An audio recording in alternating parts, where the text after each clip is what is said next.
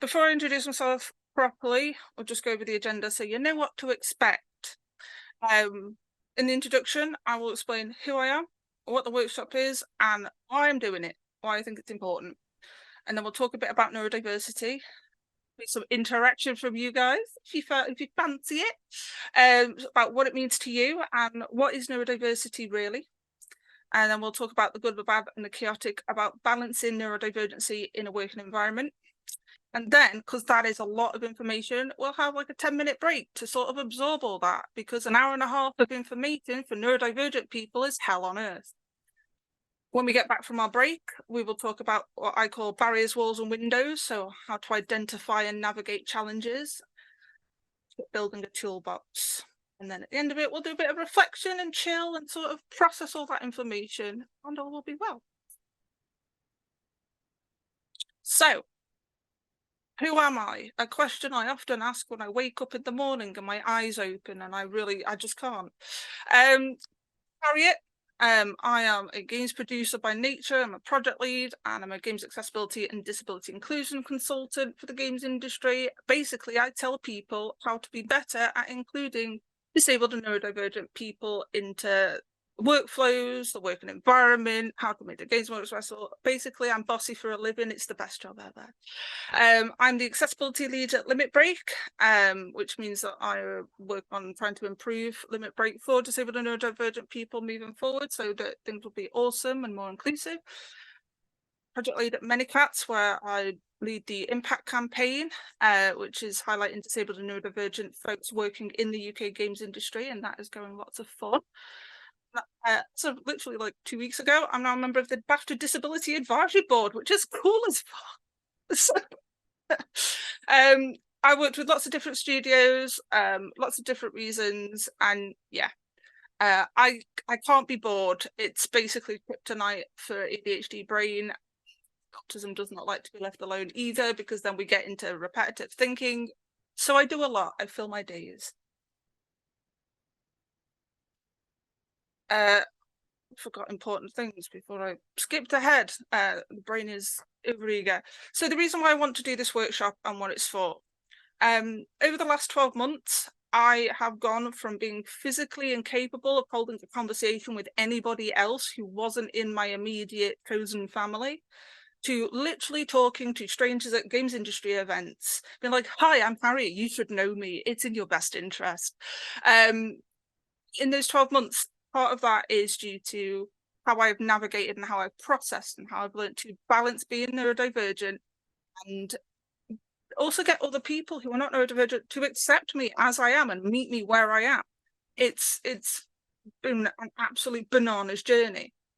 And I want more of us neurodivergent people to have that kind of power and have that kind of understanding of themselves so that they can get the best out of themselves in a working environment, particularly in games where statistically we outnumber the rest of them at this point almost. There's so many.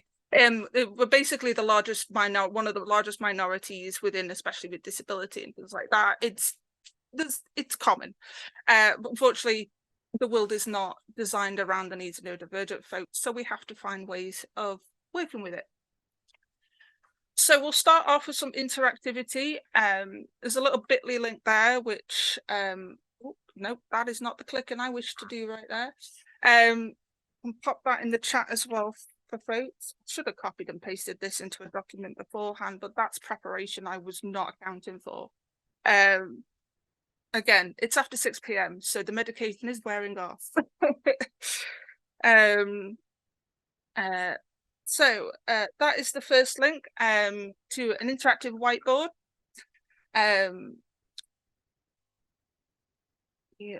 Zoom out on it on mine. So basically, it's a case of just click and drag a sticky note, type in what neurodiversity means to you.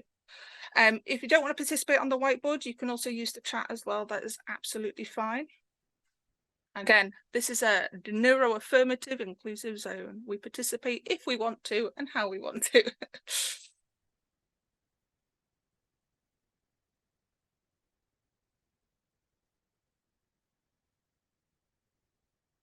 And then you just move out the way a little bit there.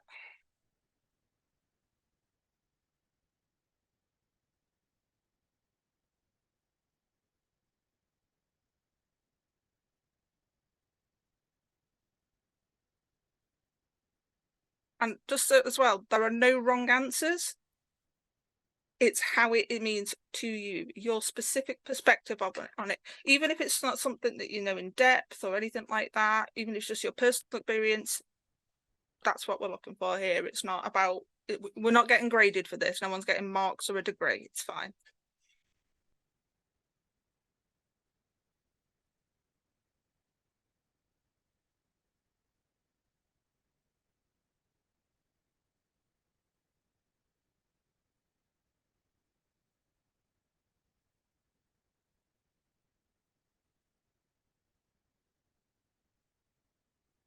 Oh, let me lock that in place. Gets a bit crazy. Canva does not allow for limited editing. It's fine. There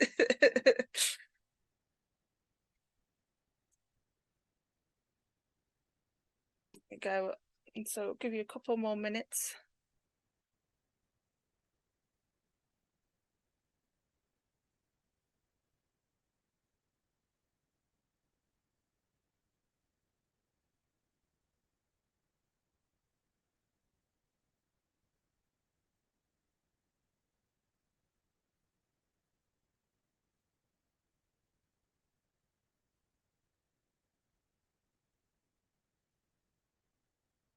But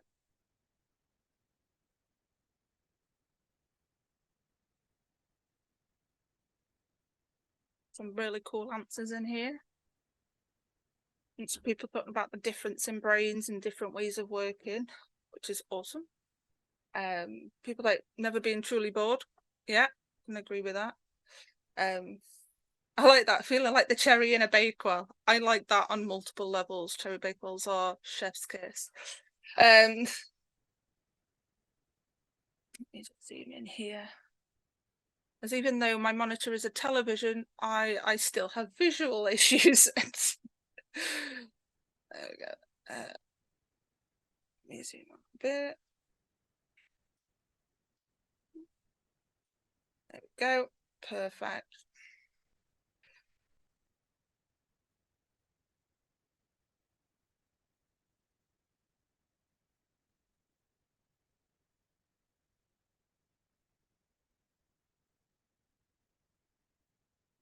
Right, I'll give you another couple of minutes until about 1:15, just to give everybody a chance to Yep, that's correct. The QR code should take you to Canva. It is a QR. It is a Tassie. It's a Canva whiteboard.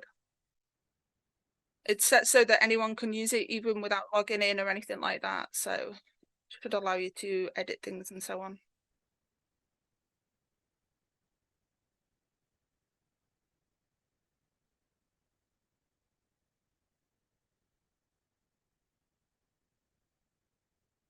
But if Canva's not something that's suitable, feel free to enter into the chat what neurodiversity means to you.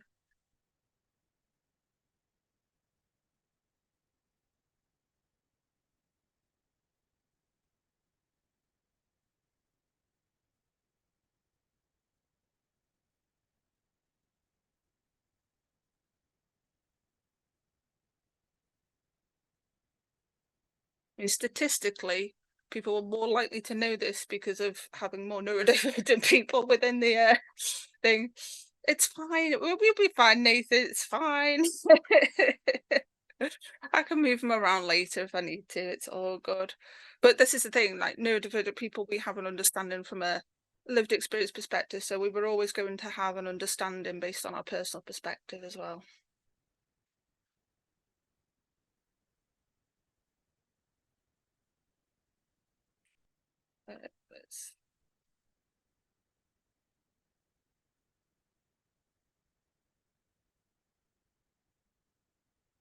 Let's make it bigger.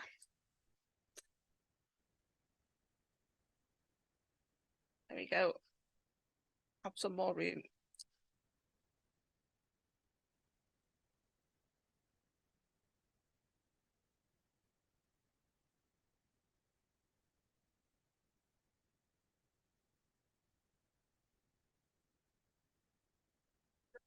I think that's what it kind of ended up sort of I guess my instinct with this, the interactivity, is that it would naturally end up being very neurodivergent in how it visually ended up. So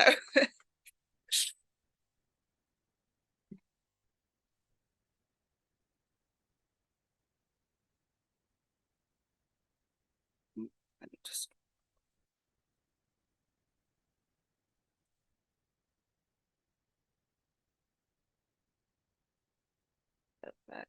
right.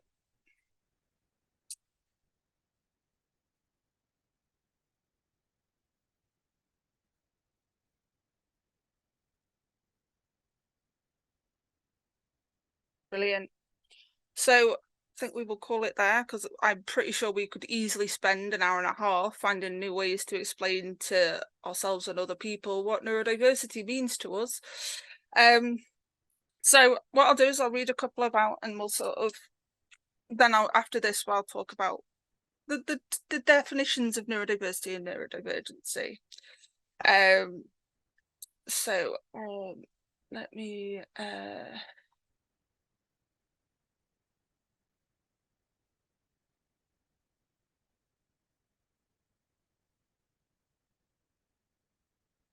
let's see. Let me share. Switch over to this one. Let me move some things out of the way. So what does neurodiversity mean to you? So educating the workplace and colleagues. So how do we work? You know, how to get the best out of folks. Brilliant, because that is a lot of how places perceive it, and sort of when they talk, you know, getting involved with neurodiversity, they want to help be more inclusive. It's like impossibilities, unlimited creativity, hyper-focused, unique, gifted and strong. We've got high sensitivity sounds and smells in the workplaces. Yeah. Superpowers in some areas and greater challenges in others. That's really interesting, because I do talk about spiky profiles a bit later. So that is actually a thing. They call it spiky profiles these days. Never being truly bored. Difficulty making real connections or friendships. That one I find interesting, because I have no problem making real connections or friendships with other neurodivergent people. Great difficulty switching off and stopping. Yeah, I have that a lot. Transitioning from one thing to another is quite challenging for me. My brain operating in different modes to others around me. Yeah, and gifted child syndrome. Yeah, being told how great you are throughout childhood, and then you reach adulthood and you're like, oh my God, I can't do it anymore. I think I'm going to die. We've got chronic late bloomer, different brain language, developing tools to interact with others and for others to understand. Having a rich inner world, yeah. Different neurotypes, different ways of thinking, experiences of the world, yeah. A group of people with different brain chemistry or wiring in different ways. Our brains work in different ways to what society believes to be the norm. Being different to societal norms, problems with authority. Yep, it's a miracle I haven't been imprisoned yet. When I say I'm feral, I mean it is only by the grace of certain laws and the consequences of them that I operate within them. Feeling like the cherry in the bakewell, an exciting but sometimes challenging way of experiencing the world. Yeah. Self-acceptance, yes, definitely. Jobs and workplaces that understand and don't stress us out or make us feel guilty. I would love more places to be like that, for sure. A sensory extravaganza, yes, in both the positive and negative. I get both of those. Come here a minute. What do you want? Come here. Yeah. There's often a thing, especially with non-neurodivergent folks, where they will say things without context, and then you get the doom clock going on, because like, why have they that happens a lot. Different perspectives again, ways of life and my identity, why I'm weird and wonderful, why I'm outside the box. Yeah. Uniqueness, come in terms with the way I work and what I need versus what others and sometimes myself thinks I should. It is a hard challenge. Unlearning a lot of the neurotypical enforced masking and learning what that means to yourself and how to deal with that. Validating particular struggles and ways of behaving, yeah. It is Cameron, yeah. It's like because Canva can be slow sometimes. Special interests, organizing and being unique, yeah. Slightly different way of perceiving the world, doesn't always have to be a bad thing, correct? Finding friends on the same wavelength. Yep, nearly all of my closest friends are also neurodivergent. Humanity and perfect imperfection, yeah. Being different from what the majority of people think you should be, yeah. And strong sense of morals and aversions to injustices, right? Yeah. So let's swap back to the other fella right here. So we all have a really good idea about neurodiversity. We have a good perspective on it. So let's have a look on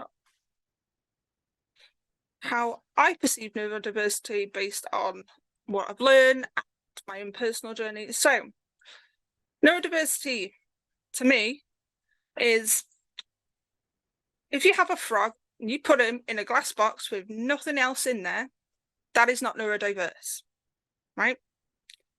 However, if you put that frog in a whole ass environment with other animals and flora and fauna, that is now biodiverse. Neurodiversity is the neurocognitive parallel to biodiversity, and unfortunately, it does include the neurotypical folks as well, and they are part of neurodiversity. It is a requirement that all neurocognitive differences, everybody is part of neurodiversity. For example, if I go home to my family house, there is no neurodiversity there because everybody is ADHD or autistic. So there is no neurodiversity. We're all the same, basically. However, if someone who was neurotypical came into the house, then we would be neurodiverse in the household.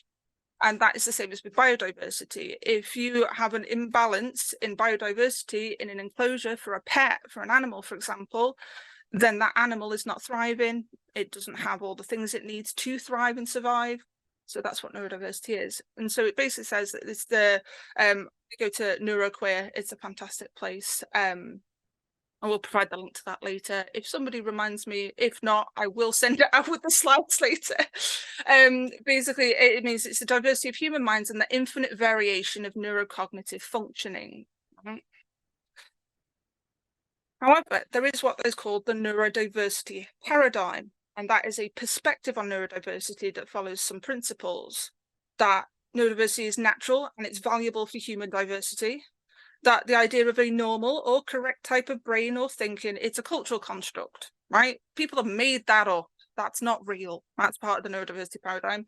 And also that the social dynamics of neurodiversity are similar to like the social dynamics of other forms of human diversity, you know, such as race, gender, culture, socioeconomic status, all right, and including that social power inequalities, and that when that diversity is embraced, it's a source of creative potential, it's a source of innovation, and that's not just like societally, that's personally as well, right? That's the paradigm.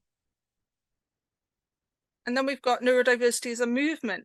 So neurodiversity movement is a social justice movement seeking the civil rights, equality and respect, full inclusion for neurodivergent people. So neurodiversity is a word, it's a big word with a couple of meanings. And then we get into neurodivergence. Let's start off. It is not a euphemism or a synonym for autistic. Unfortunately, a lot of things out there do use the word neurodivergent interchangeably with autistic, which isn't correct. Neurodivergence, to be neurodivergent is more than just like that you have to be autistic. There are so many, and wait till you see the umbrella, there are so many different ways in which someone can be neurodivergent. It means to have a brain that diverges significantly from societal expectations of quote unquote normal. And it can be innate, as in from birth, such as autism or dyslexia, things like that, or it can be acquired through injury. So a traumatic brain injury can give ADHD or ADHD-like symptoms, and that includes trauma because PTSD is neurodivergency. Yay. Basically, there's different ways it can you can become neurodivergent. And so here is the umbrella, and this list is not exhaustive. It's just I only have one slide. I made that limitation. There are a lot more than this, to what is considered neurodivergent. It includes things like having anxiety disorders, meaning people like myself who have anxiety. It's more than just feeling a bit nervous. It's like, oh wow, if I go outside, my family will die. But not thinking it repetitively, because I do get OCD-like symptoms as well. It's a whole family. There's lots of overlap, there's lots of connections, but fundamentally, to be neurodivergent means that your brain operates differently than that which is expected, based on the way society is constructed, based on you must think this way, you must be this way. Any behavioral, any perception differences is not permitted. If you're not that, you're likely neurodivergent. I do have since umbrellas in another talk, and have people go, wow, I didn't realize I was neurodivergent. I'm like, I'm sorry, you're welcome. Well, so EUPD is emotionally unstable personality disorder, also called borderline personality disorder. They're used interchangeably. And TBI is traumatic brain injury.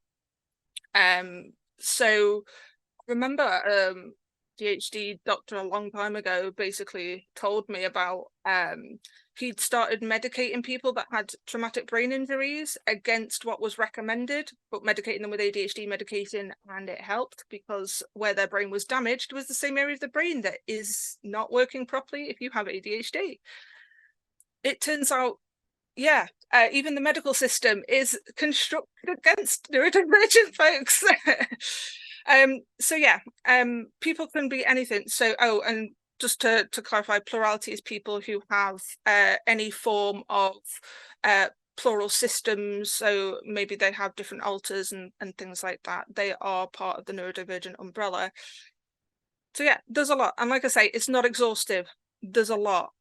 It's basically, we are, like I say, we are the largest neurominority. We are the largest neurominority in that we are not treated very well, but there's loads of us. Like, we're everywhere. Everybody knows somebody who is on this that has at least one of these things, whether it's through an official diagnosis or through self-diagnosis, because we validate self-diagnosis in this sphere, because especially with autism, because who's that taken away from? If you go, yeah, I'm autistic, oh, doesn't take anything away from the rest of us. So yeah. So in terms of balancing neurodivergence in the workplace, so I have a couple of sort of rhetorical questions when it comes to balancing, and the kind of things that I would think about when I first started thinking about how I can be myself and do amazing work at the same time. So that's how am I, how do we be authentically ourselves while being able to do the best work we can? How do we advocate for our needs? And how do we balance our neurodivergency with the neurodivergency of others? Because this is also a key thing. We are everywhere. How do we deal with if somebody else's needs conflict with our own? For example, there might be someone who's a sensory seeker, and then there'll be someone who's sensorily sensitive, which means that if someone else needs loud music, you need complete silence. How do you work with that? And so they're kind of like questions to think about in terms of what makes you authentically you? What does it feel like when you are in a place where you are able to be yourself? And I know for a lot of us that we don't know that yet. We've not found that place that we're safe yet. That's kind of what I worked on over the last 12 months, is making my own environment, this room here, my sensory safe space. This is my place where when I am in this room, I am 100% myself. If someone comes into this room and complains about the way I do things, they can turn around and leave the room, and then they don't have to deal with that anymore because it's none of their business. When it comes to the workplace, see, this is more challenging, especially if you are on site. If you are on site, it's harder to control your environment. So part of the tool set, and balancing that is making sure you have that way of talking to your line managers or anyone you work with. I am, even in interviews and everything, I talk about it casually because being neurodivergent and being disabled is as part of me as being northern, being a giant, right? It's all the same for me. It's as normal as those things. So I talk about an interview, I normalize it. It's normal for me, well, it's going to be normal for them. And if they've got a problem with it, that sounds again like their problem and not mine. Once I made that transition from worrying about how my differences were a problem for others and stopped thinking about it of how do I mask, how do I hide how different I am so that I can fit in, it is truly bananas how different things became and how much less challenging things became. There is an element of risk. Like, I will caveat this by saying, if you're not in a position, not everybody's in a financial position, particularly like in job interviews or in the workplace, to risk their job. But if you are, do it. Because it is much better to be safe emotionally and psychologically than it is to work a place that is going to deteriorate your well-being. And that's why I got the light switch. I find it really difficult to put the mask back on now. I do what I call situational masking and what I call reverse reasonable adjustments. And that is, neurotypical people are, if you reverse the way that neurodivergent people in particular are talked about, and if you reverse the language, and if I repeat a sentence that has been said to me when they didn't realize I was neurodivergent, and I will interchange it with the word neurotypical. Well, neurotypicals, they're really hard work. It's just so difficult to get them to be clear on what they're talking about. It's funny how it still works. We are lucky to be where we are, especially in the UK games industry. We're on the cusp of what I genuinely believe, especially with the work I'm trying to do and the things I'm trying to push and the connection I'm trying to make to push this forward. There are a lot of studios that are really focused on being neuro-inclusive and neuro-affirmative, meaning places that they have worked neuro-inclusion into their workplace practices. And by neuro-affirmative, I mean places that know that neurodivergent people have a spiky skill set. There are things they're going to excel at, and that there are things they're not going to excel at, and that they know how to deal with that. We are moving in that direction. It's slow, but it takes gobby people like me to keep shouting at people, and then they pay me to do it. It's great. So I say that knowing is half the battle. For a lot of us, particularly those with autism or autism adjacent challenges, we'll say, because I don't like disorders or conditions, because it's who we are, not what we are. A lot of us have alexithymia, meaning we haven't got a clue what we're feeling or doing. I've just seen just have a mind yet. Because of that, it's hard to know. One of the most difficult questions I've ever been asked: what are your reasonable adjustments? Well, I don't know. How am I supposed to know? My adjustments will change depending on the situation. I don't know how you run your business. It will change. So when I say knowing's half the battle, I think about, in terms of the big things in a working environment. What was that? Oh, alexithymia. Let me type it out.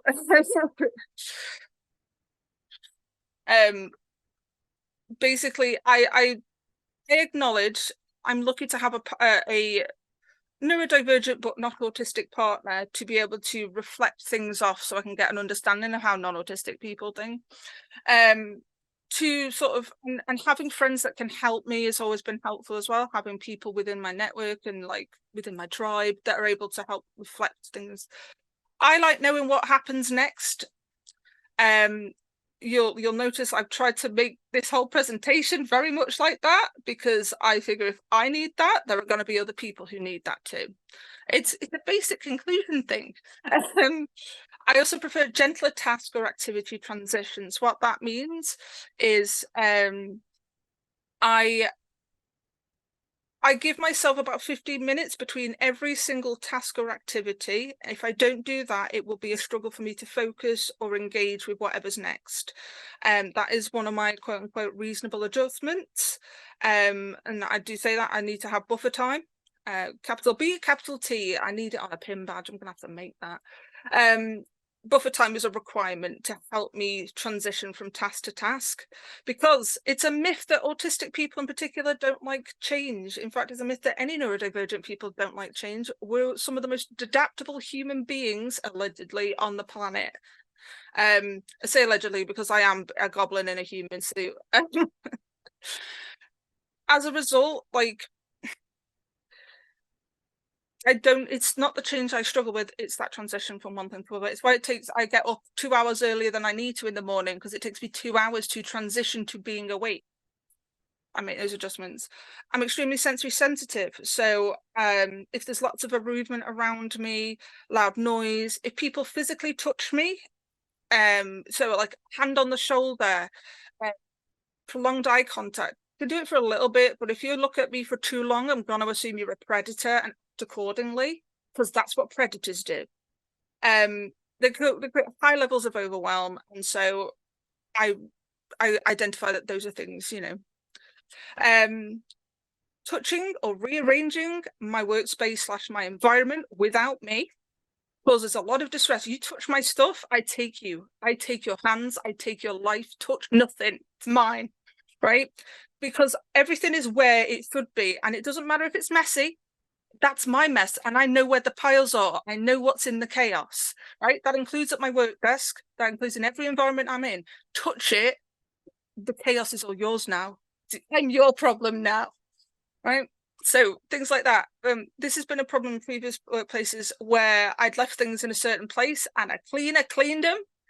And I'm like, no, absolutely no. I also need a routine, because autism type things, I need that consistency. However, I am extremely ADHD, which means I need a little bit of flexibility in that as well. So I need to know that I'm going to do a set amount of tasks that are most likely to happen in a day. And again, I do like games production, so no day is ever the same in games production type thing, or even project lead stuff, no day is ever the same. But I know realistically what type of activities will be occurring within the day. So those are example. Like if I went in depth on the things that I struggle with, like we'd be here all day. It'd be over an hour and a half just talking about that. But this is an example of things that I've managed to identify through myself and things like that. Just gonna have a quick look through the chat, like things. Yeah, noise cancelling headphones. That's what these are. So I talk about those later in the toolbox stuff as well. I'll do a lot of sensory deprivation stuff if I need it and things like that. Jonathan, it's interesting on reflection when you look back at the things you did when you were younger and you go, oh, it turns out I was self-regulating. Oh, wow. Turns out I kind of knew before I knew. A lot of the time that happens, it's kind of mad. It's kind of, and yeah, there's, it's yeah, I'm the same. I start my day normally around 10 o'clock, but I'm awake at 6 because it takes me 2 hours to wake up and then 2 hours to be in a work mode. Like I also have housework to do. I'm a 36-year-old femme person. I have to do shit. So, you know, there's so many things. So while you're thinking about all the things that you do to help you mitigate those things, right? Keep a hold of that in your mind because you'll need them later.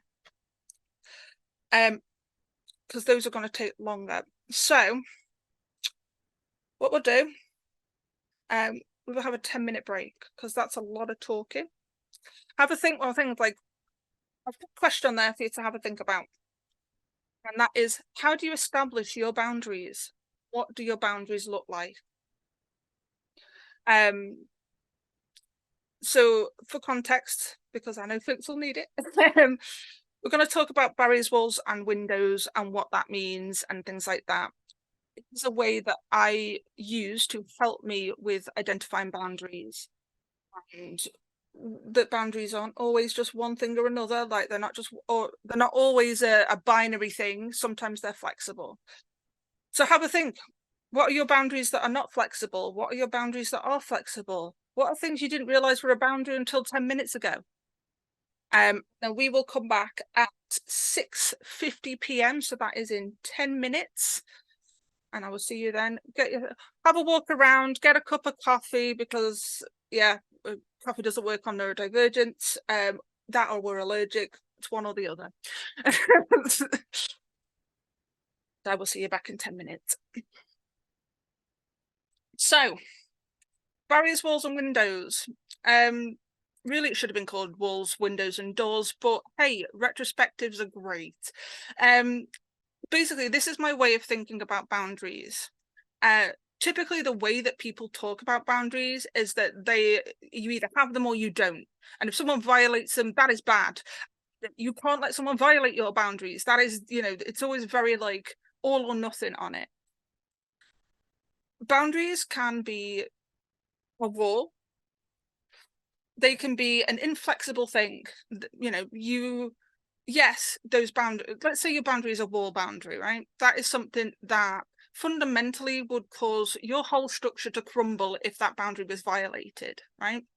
However, and this is, say however, like it's going to be a good thing, it's not. There are situations where those walls have been broken down, right? And they cause severe like psychological trauma and problems and stuff when people force us to break down a wall type boundary.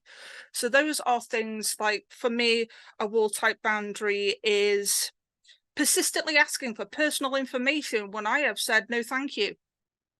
That's a wall boundary. If people keep on at me about that stuff, then I'm going to, that's going to cause me distress. Things when it comes to like personal space and personal agency and consent, those are wall boundaries, right? Those are things that if those boundaries are violated, it can cause your whole very house-like self to crumble and become less than. Then you have windows, right? Windows are boundaries that are extremely flexible. You can see through them. You can see on the other side. You can open them. Hell, you can even travel through them if you wanted. I don't judge how you move through your house. There are things that are a lot more flexible. We use a window, at least in the UK, because nowhere has aircon. We open the window to control the heat. We close the curtains to control the light. Right? So a window is a very flexible, very variable kind of boundary that you can be like, today I don't want that. Like, for example, a sensory boundary. Like, let's say tomorrow, because I've had a busy day today, my window boundaries will be, I need darkness and silence. I need no conversation, because if someone talks to me, I'll cry. Right? That will be my window boundary. Like today, the windows are wide open. Everyone is welcome in through the window, but tomorrow it might be closed. So that's a window boundary. Now, doors are kind of like what I would call a flexible wall. A lot of the time, what we think of as a wall boundary might not actually be necessarily a wall boundary, and they sort of become what I call a door. So there's something that, for example, I used to believe in myself that physical touch for me was a wall boundary. No one was allowed to hug me. No one could touch me or anything like that. As I have progressed and changed in how I am towards myself and how I feel about myself, that's now a door. I would prefer if people didn't touch me. I'm much happier if nobody perceives me, I'll be honest. But there are people who they like to hug. And I will accept a hug. That's okay. I can handle that. That's a lot of like a surface area. But I don't like tickles, soft touches, any of that. No, either hug me firmly, help punch me if you have to. I prefer that kind of physical contact than being delicately, all that stuff. Like a hand on my shoulder, get out. So that one's like a door boundary. It's like Tesla says, a lot of door boundaries, some of them have locks on and not everyone has the key. Yeah. And that's how it is. Like, doors are not something that is always open. It's not always as flexible. It can be more of a boundary thing, but it's not as concrete as a wall kind of boundary. So start with this, because for me, I really struggled to figure out what my own boundaries are. I do sometimes still struggle, because I did not find out that I was neurodivergent till I was in my late 20s, right? So I spent my whole last childhood being conditioned to be a neurotypical female person. And that, oh, the damage. I'm undoing a lot of that damage because I have got a load of expectations on myself. It's like, well, I'm not allowed to have that boundary because I was told that I'm not allowed to. That upsets other people, you know, because of the whole people pleasing thing, because I'm not good enough because I'm different. So I have to make everyone else happy. So a lot of that, you know, doing these kinds of exercises has been really helpful for me because it's helped me frame things. It's helped me go, well, okay, so maybe I can make that a door, or maybe actually that's a window. Maybe that's something I can be flexible on. And it helps me to be like chill about stuff and be better about articulating. It helps me visualize. I have mild aphantasia, which means that visualizing is not my a strong point of mine anyway. So sometimes diverting things in this way so I'm able to visualize it better is really helpful for me, and giving it names and personifying things and stuff like that. And yeah, I hated that. Oh, hug your grandma. I'm like, I don't know this woman. I've met her like twice. She does not know me, and if she touches me, I will cry. Oh yeah, oh, Harriet's crying again. You're always crying, Harriet. Yep, there was a reason for that. And it's also like, oh, you should go to this family gathering. It's a family barbecue. Yeah, with my family. Of course I'm not going. I hate those people.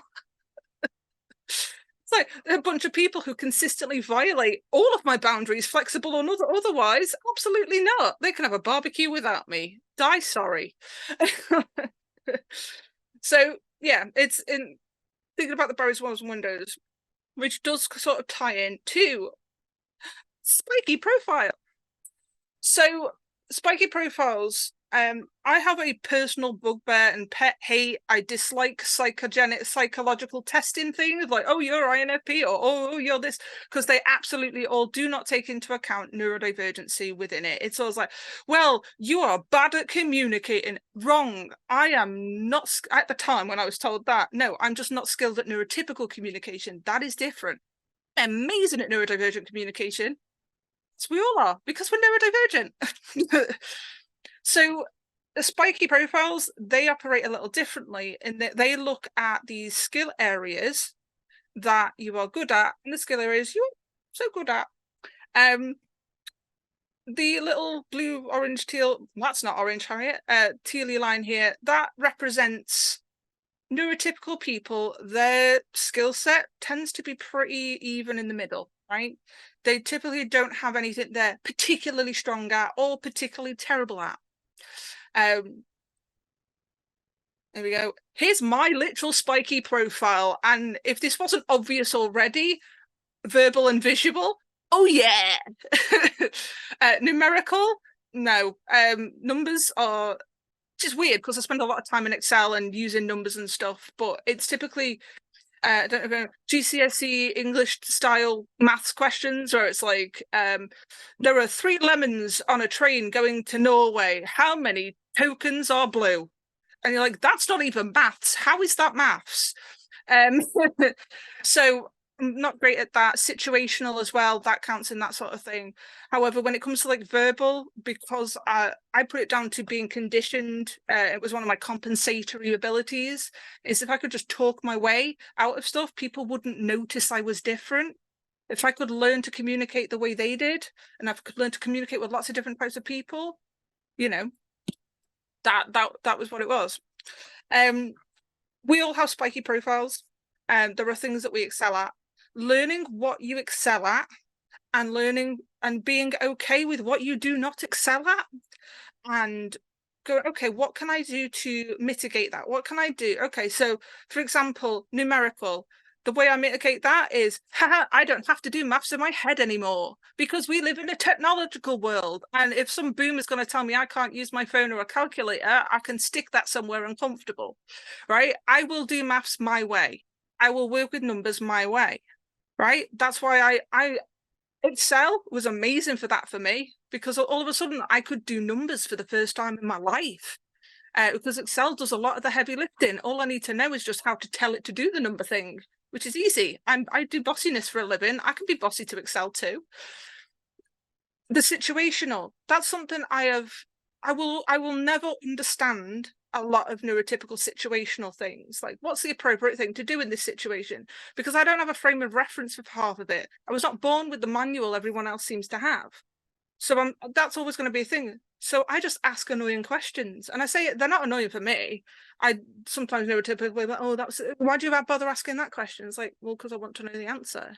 And then they'll react and they'll be like, well, I said it because I said it. I'm like, okay, but I'm not saying that you're bad at your job because I asked a question. I would like to comprehend the nature of the request that you have made of me. Thank you. I would love to help you be even better at your job by doing my job. Thank you.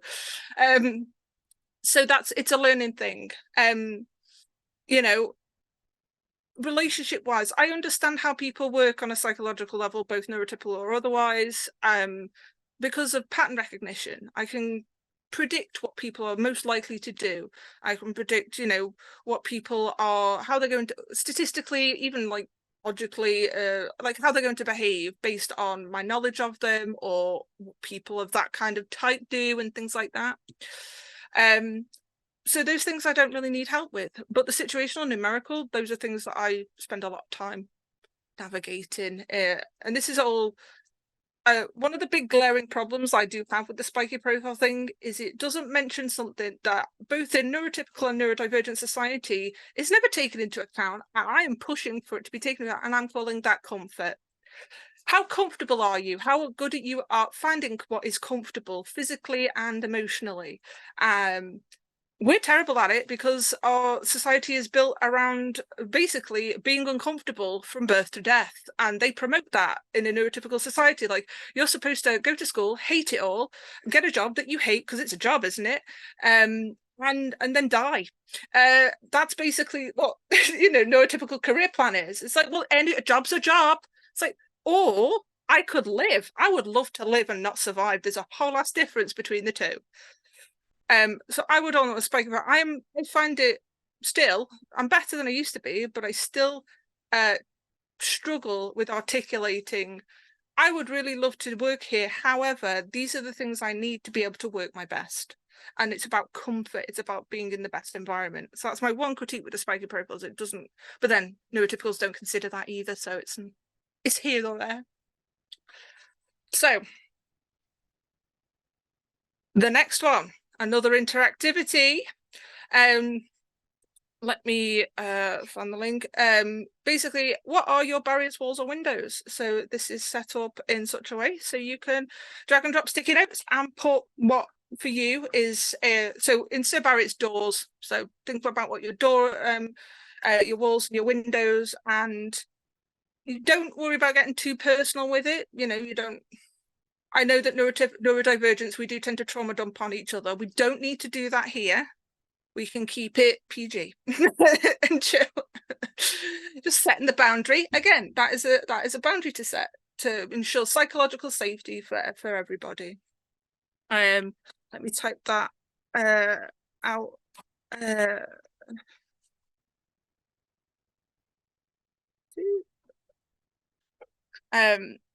And then we'll have a look at that one.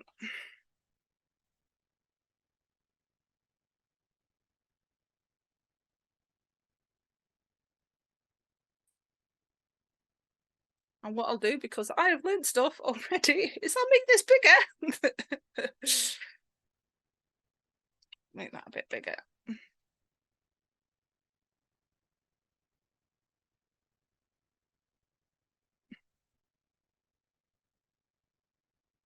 There we go. One of the things I like about this is I can be dynamic with it because I know what we're like. There we go.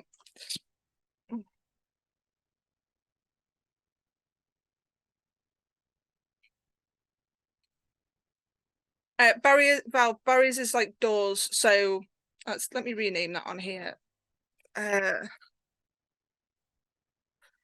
you go.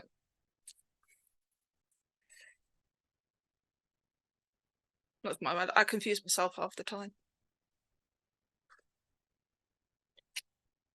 So those are boundaries that you would prefer to keep, but you have some people are allowed to interact with those boundaries. Walls are boundaries that no one is allowed to interact with or violate in any way, or, you know, come across them. That would cause you great amounts of distress. Or let me, yes, they are. Let me, oh, let me pop those behind. There we go.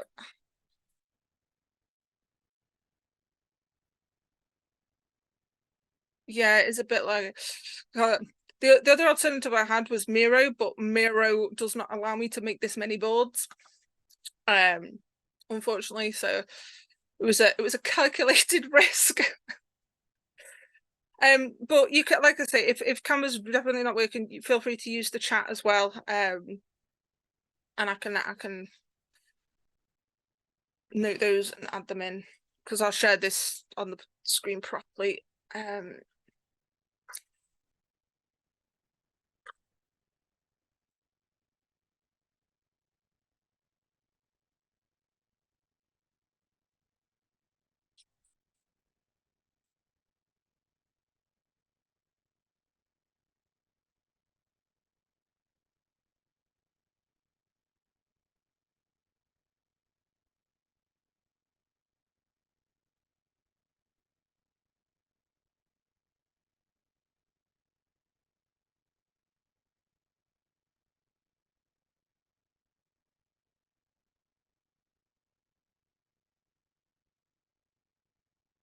Then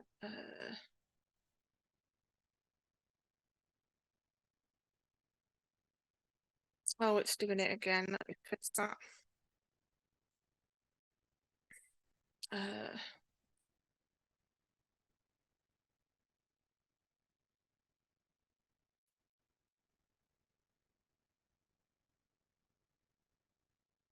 we go.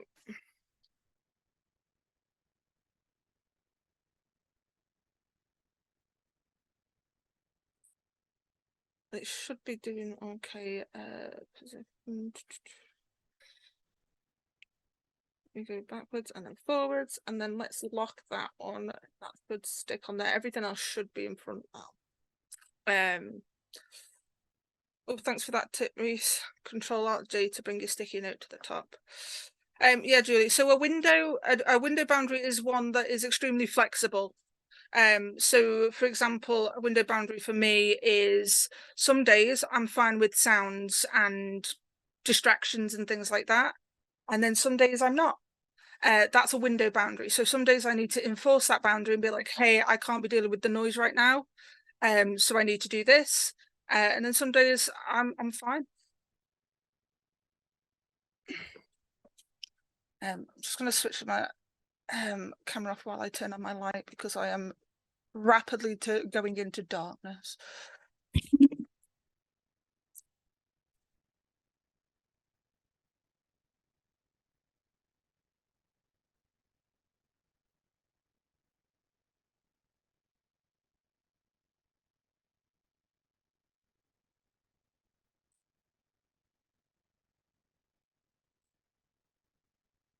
There we go.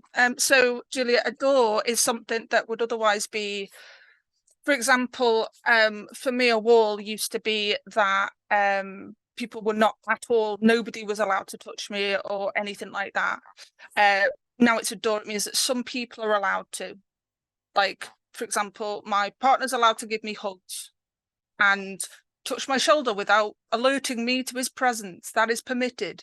That's a door. For other people, that is not permitted at all. So that's like a to certain people kind of situation.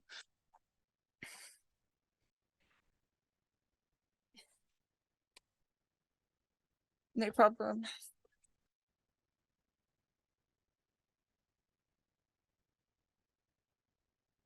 So I'll give a couple of minutes to the last couple of folks.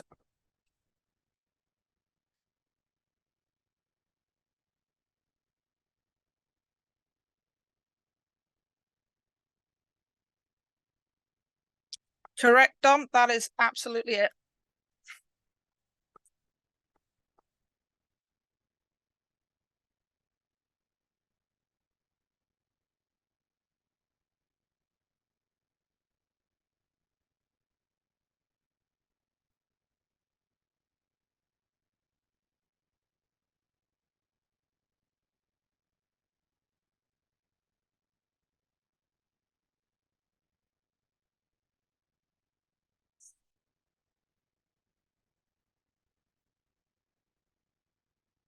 present this and then we'll talk through that in a moment.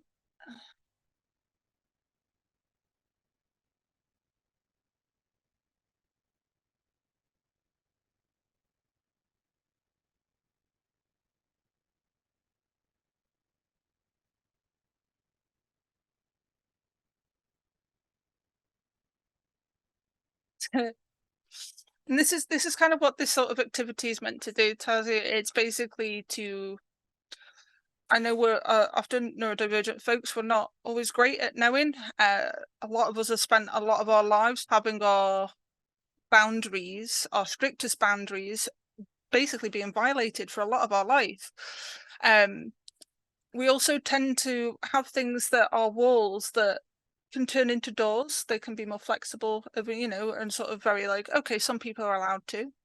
And then sometimes they could even turn into windows too. There are some things that I consider like a very flexible boundary now that, well, 18 months ago, if anyone had tried to violate that boundary, I'd have cried. That's generally the theme of things. If people do a thing, I cry. Alexithymia, I have very few emotions and all of them are crying. Happy crying, sad crying, angry crying. How are you feeling, Harriet? Yes. Right, so let's have a look through these and let's have a discussion about. So this we'll open this up to discussion for everybody. So if you want to discuss or ask questions about things at this point, feel free to put your hand up through Zoom or in the chat and things like that. And then we'll have a look. Let me zoom in there because I cannot see. So let's have doors. So these are things that are flexible towards people. So let's see, text me before you call or I won't answer. Yes, there are only certain people who are allowed to call me without texting first. And basically no one, if I don't know a call is coming, I am not answering it. So you better not need me unless I know, like, you're on the list. And if I'm not answering, you're not on the list. That's very much a door. I think for some, like I can see for myself in certain situations that can turn into a window kind of boundary as well. For some people, they may like some days no one's allowed to talk to me, text me, call me, communicate me with me and any of that. And then some days I'm like, if I don't talk to another person today, I'll, again, common theme, I'll cry. So sending me voice notes, yeah, that for me is very much a door thing. I rarely get them. Very few people do, and if people send me one out of the blue, absolutely not. I'm not listening to it. So yeah, I agree, that's a very big door one. Anybody else is like that with voice notes as well? Sort of like unwarranted audio communication. It's I guess because, you know, thinking about why that is, it's very much like, I feel like neurodivergent people, especially the way we communicate, we're quite asynchronous in how we communicate with each other. For example, my best friend, we don't talk every day. If we didn't do D&D together every week, we wouldn't talk every month. But that is my best friend, right? Because when we do talk, that is a 6-hour call. And that's all we need. And that is neurodivergent communication. And I think that's because those, you know, like not texting before a call and sending voice notes and things, they're very sort of like pushing someone else's communication style on you. And it feels quite like, oh, you're in my bubble and I did not ask for this bubble to be, you leave the bubble. Breaking or altering routines. Yep. For me, it's I'm kind of very much in the middle between door and walls, and saying this as a producer is like personally, on a personal level, it's very difficult. You know, people in my close circle are allowed to, they're allowed to adjust my routine, but there are certain completely, you cannot adjust these parts of my routine. If you do, it's apocalypse time. And I can't help that. That's just how that works. Phone calls, yeah, as well. Physical touch, yeah, only select people in situations, yeah. So games industry, a lot of industry events, especially if people know you or they've seen you online and stuff. I noticed this at Develop. People are like, some people are good about asking. They're like, can I hug you? And that's, oh yes, you can, because you asked. If they don't, and they're like, I know, oh, you know, they talk because they know you, and then they go in for a hug unannounced. I do the swerve. I'm like, I'm so sorry. I do not. In fact, I've stopped saying I'm sorry anymore. I'm not apologizing for these things. I'm like, I don't like hugs. I just do the swerve because I'm having none of that. Room monitor brightness set to low. Yep. I tend to have my monitors quite bright. You can tell it's the reflection. Dom, you are actually on my list of one of the few people who's allowed to do voice notes to me. I mean, for me, it's a partial accessibility thing. I am also hard of hearing as well. Audio processing disorder, yay! So voice notes are a challenge sometimes, but like I say, Dom's on my list of people who's allowed to. In fact, I think he's the only person. Phone calls with people I don't know. Yeah, jokes at my expense. See, this for me is, it's selective as well. This door is basically, there are only certain people who are allowed through that door.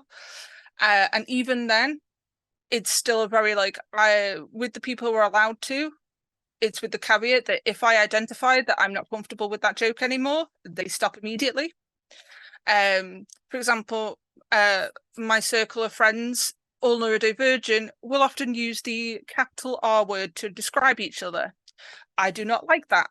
So they do not use it to describe me. That's fine if they want to self-describe and joke around with that, but they are not allowed to refer to me in that way.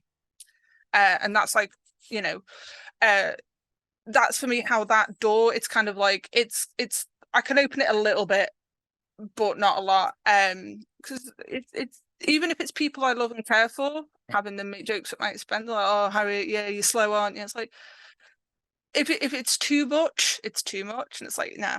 So for me, it is, there's only certain people allowed to do that.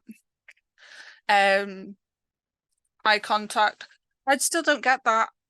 Like, I don't understand eye contact. That's what predators do when they want to intimidate the prey.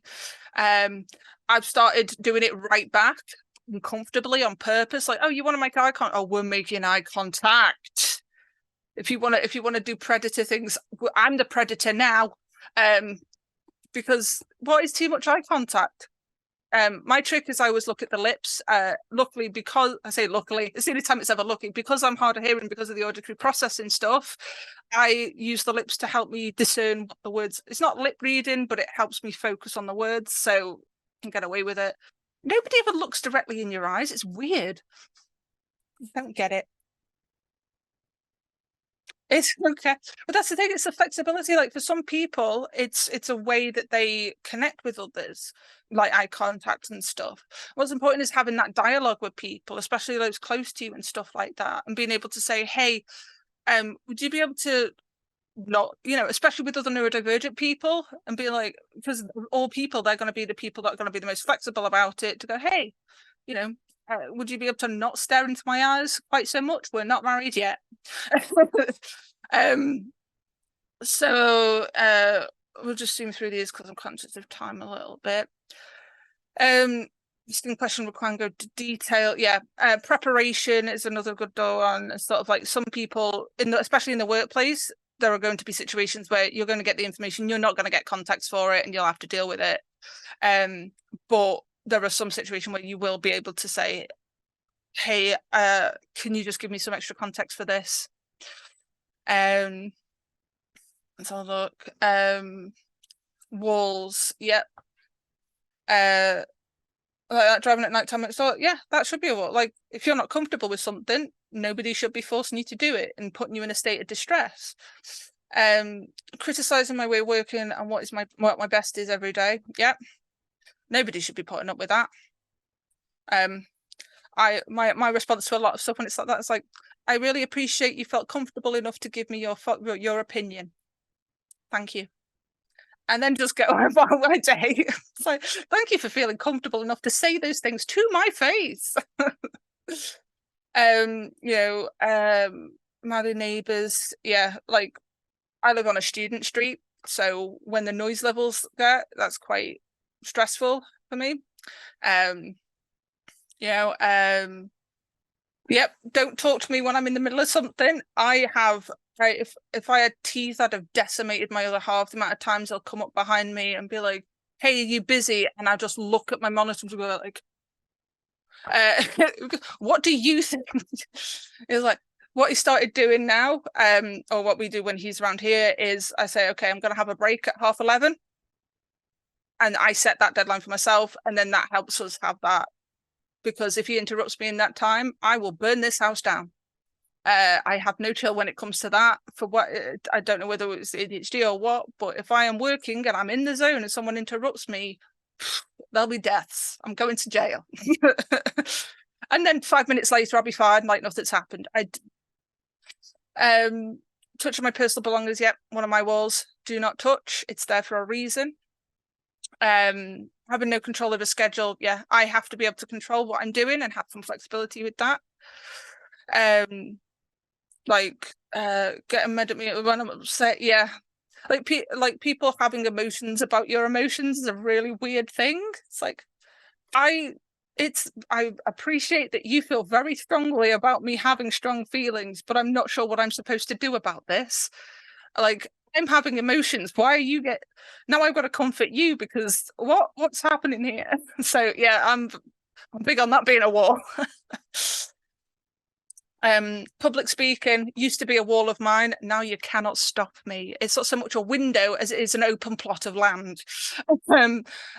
People cannot stop me. That's an example of how some things can be walls to start with, and that is 100% okay to have things that are like absolute boundaries for you, and for them to also change, but also for them to not change. Those are all good too. Yelling in my ear from behind is a joke. I'd call the police on that. I'd be like, absolutely not. That's definitely a flaw. Like people behaving in a way that violates your sort of like your physical bubble and things like that. Yes, Tazzy, that's part of the problem. The empathy side of things is like, again, a common myth and sort of assumption about neurotypical people, autistic people in particular. We have no empathy. I wish. I long for a day when I do not care anymore. Please free me. Free me. And then let's have a look at the process. So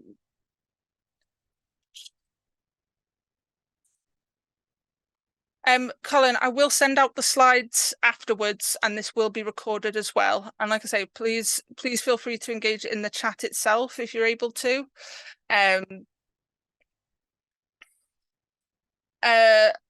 Windows. What is the process? What is my process for following process? What do you mean? Just go with it? How? Yeah. I found that by being inclusive to myself and advocating for myself, I've helped neurotypical people in particular identify things where they just sort of followed along with process because that's just the way we do it here. Yeah, but you're unhappy, so why are you still following that process? That doesn't make any sense. Like I said before, I ask a lot of questions when I'm interviewing and stuff. They're like, how can we make reasonable adjustments? What accommodation can we make? I'm like, let me ask as many questions as I am human, like that I have capacity for. Don't be mean about it. That's a good start. Like, sensory input, yeah, it entirely depends one day or the next. Casual touch. Yeah, if people ask me like, hey, do you want to hang out? Some days I'm cool with that. Some days I'm like, no, absolutely not. Being interrupted, yeah. So that's interesting. Like some people, being interrupted is a window, and for some people it's a wall. An example of how somebody can have the same boundary as you, but it be at a different level and a different stage. And yeah, heavy conversations, like I said earlier, neurodivergent people have a tendency to info dump and trauma dump on each other because as soon as we feel comfortable, we're like, you should know, we both have the same trauma, I know it. So it can be quite difficult when you are also neurodivergent to handle that and deal with that. And that's a case of a window. So like your closest neurodivergent friends, okay, have a day after to recuperate. If some random person I've only just met who is neurodivergent like trauma dumps on me, I'm just like, I appreciate that you felt comfortable.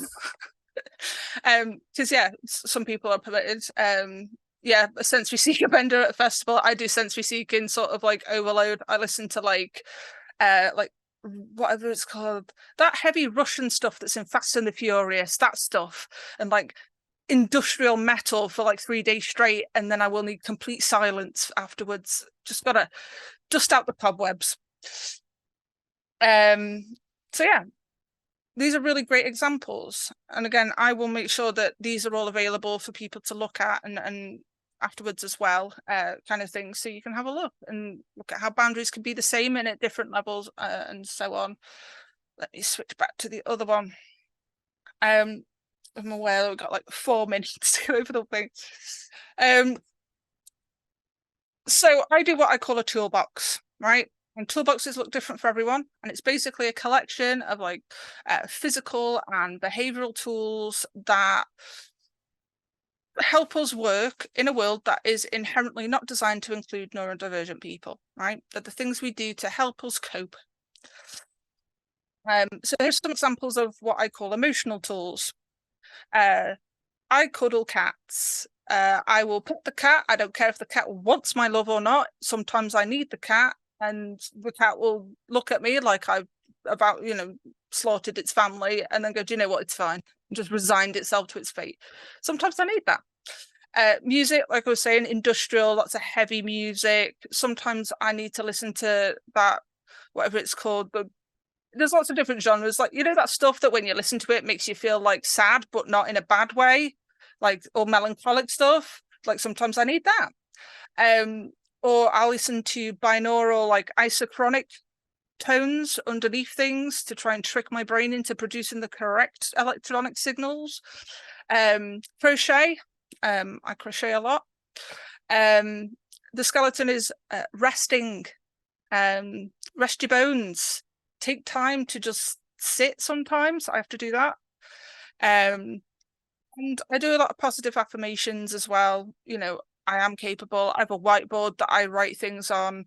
I have a light, one of those lights that has got the right, you can put the letters on, and it's like, let's go, bitch. Right? I have lots of that around, so that even when I'm struggling, I can look and be like, the light is shouting at me, I can do this. They're what I call emotional tools. The other thing is the emotion wheel. I will include that as part of the slide stuff and things. The emotion wheel is amazing. It basically, it can help you identify emotions when you struggle with it. So like your core emotions are like bad, surprised, happy, but then there are more in-depth emotions than just happy. You can feel playful or proud. Those are happy emotions. Cool stuff. So when I'm struggling emotionally, that thing is amazing. And then I have my comfort tools. Loops, I should start getting commission from them. I love my loops very much. They're fantastic for when I'm going to like industry events or things like that, because it's always loud. Fantastic stuff. Noise cancelling headphones like these. I have the active ones so I can turn it on and off as I need it. Comfort cushions, so I've got like a ergonomic cushion and things like that. I'm in basically an armchair rather than a computer chair, because being physically comfortable helps me with the proprioception, like the innate sense of who I am and where I am and what I'm doing. Straws. For cold drinks, I use a straw. I get dysphagia sometimes because my brain doesn't know what it's doing, and I will choke on liquids. So straws, they're part of my comfort tools, because I feel more comfortable knowing I won't die if I drink a Vimto. Masks at night. I need complete darkness, and I need sound, but noise cancelling. So I wear these noise cancelling headphones to bed, and I have those, my eye mask, and I need to be wrapped up in a weighted blanket, like a corpse. I need to be mummified at night, basically, because otherwise I can't sleep. And it doesn't matter if I'm so tired I can't stand up, I still won't be able to sleep. When I lie horizontally, my brain will be like, we have transitioned to the sleep zone. And I've got nothing. Then I love my loops a lot. They really genuinely do help reduce ambient noise level. The ones that I've got are the experienced ones, because that means that I can still hear people at events, but the sort of the low roar that goes on when there's lots of people, it isn't there. Really great stuff. The other thing I have is I take it with me to events. So if you see me at any industry events or around, ask me for it. I take stim toys with me everywhere because I promote healthy stimming for everybody. So if I'm at events, I'm like, hey, you look like you need a stim. Let people stim. So I have lots of different kinds, but I take them with me. And they're comfort tools. They help me concentrate. They help me calm down. It's a more... Normally, I'd be T-Rex hands and flapping, but a stim toy helps me regulate that into a way that is a little bit more societally accepted. Nobody blinks an eye at a stim tool or a fidget toy, but if I'm stressed out, and one of my stims when I'm stressed out is to punch myself in the side of the head, love that for me. People don't like it when I do that, and they get very upset, and then that upsets me more, because why are you upset that I'm upset? This is a whole cascade of mess. Stim toys help remove that risk. I'll give you some links, Nathan. I put some. There's a lot of places. I've got all sorts. And then I have my organizational tools. The top one there is routine. So having a routine, even if it's just sort of a loose framework, just having that was the biggest start for me in being able to feel, at least feel being the operative word, like I have my crap together. I make a lot of notes. I have a notebook and I go through them. It doesn't matter if I don't refer to them. It helps me retain the information in my head if I write it down. I do a lot of lists, checklists, things like that. I also use personal SMART targets, so specific, measurable, actionable, realistic target, all that stuff for major things. I rely on calendars a lot. The speech bubbles is I talk to people who I work with about what my needs are when their needs change, and I consider that an organizational tool because it helps me stay on top of things. So if I'm struggling with something, I will communicate that to the people I'm working with, and I will say, hey, I'm struggling with this. This is what I need to do about it. This is what will need to happen so that this can happen. You know, if I'm struggling with workload, being able to talk to people and be like, could you do this instead, if there's someone else that can share the load. And the two icons are Goblin Tools and Timo. I have included the links at the end of the slides for those two. And I also use Pomodoro as well for tasks that I hate, that I need to do, but if I have to do them, I'll again cry. Pomodoro is great for that because 25 minutes of doing it, 5 minutes of doing anything else. Fantastic stuff. Those are my kinds of organizational tools. Just aware of the time. So originally I was going to have us do some interactivity on what your tools were, but obviously it's already 7:30 because neurodivergent time. But I would say think about it yourself. Maybe write a list to yourself about the kind of things that you would put in your toolbox to help you cope with working in a neurotypical world and things like that. Absolutely pop your LinkedIn's in the chat. Absolutely do that. Because yeah, networking is networking was such a huge thing for me to deal with because I didn't understand what that meant. So way back when I was at uni, so like this is like what, 2019, it feels like forever ago. So doing my master's grade, like you need to network. What does that mean? Please clarify. Well, you just need to talk to people, they'll get you a job. No, that is the neurotypical way of building relationships. What can you do for me? Networking for neurodivergence, in my experience, is how many cool people can I know? How many people doing cool stuff can I know? And that's the difference. So network neurodivergently, meet loads of other cool people who do cool stuff in the industry. Because like some of you I know through either mentoring or through other things that I work on or through like social media, because you're cool people who do cool stuff, who just also happen to be neurodivergent and work in games. It's cool stuff. But yeah, yeah, I was going to do a reflective, but again, it's neurodivergent time. I will pop these links up. I highly recommend Graythorn's neurodivergent worksheets. Basically, there's lots of works such as being able to tell what kind of a relationship you have with somebody.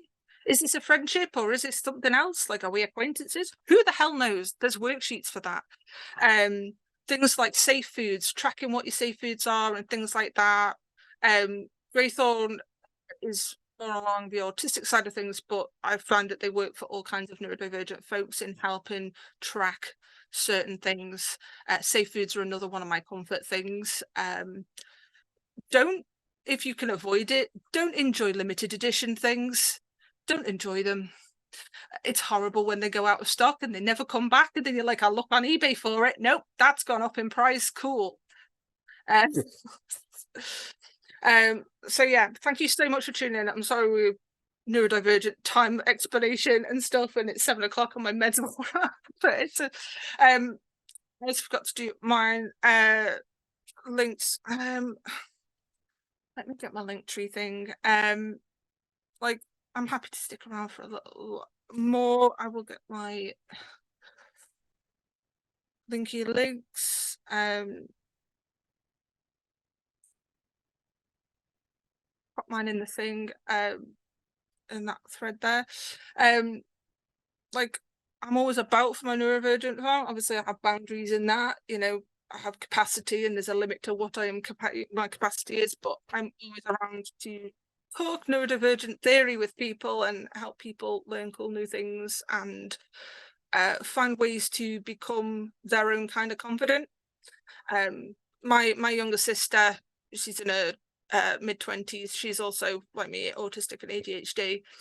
And we reflected literally this morning actually about how confidence, again, neurotypicals think confidence is a binary, like you either are or you aren't. In my experience, and reflecting on about my sister's experience as well, confidence is a gradual thing and again is relative. For example, I'm super confident in this situation, but there are some situations I am absolutely not confident in. But I would love to help people, you know, like us, get to this sort of thing where you just, it's, what are you gonna, I said to Elena before, like, what's anyone gonna do? Get a time machine and fix me? There are better things to do with a time machine. I'm happy with who I am. Being neurodivergent is awful sometimes, but it's also really cool. Like, who else can say they learned Cyrillic in 2 days or learn how to do calligraphy in a week? To be fair, my college tutor told me I couldn't, and I'm just like, okay, if you say so. You can't do it in a week. But yeah, positivity, keep in touch and stuff. And yeah, I'm on the Limit Break Slack as well, so you can always message me on there and things like that.